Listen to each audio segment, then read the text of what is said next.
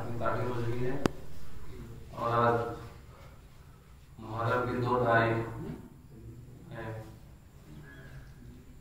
धीरे धीरे मुहर्रम गुजर रहा है, लेकिन एक चीज कहना चाहते हैं कि मुहर्रम में हम लोग इस साल जो कमी लग रही है वो बताने जरूरत नहीं है। और वो मामों के तो एक अलग ही अंदाज आता मुहर्रम का। उनके जाने के बाद आज होते तो शायद इस बात करती है अल्लाहुम्मा सल्ली अला मुहम्मद व आले मुहम्मद वज्जिल फरजहुम।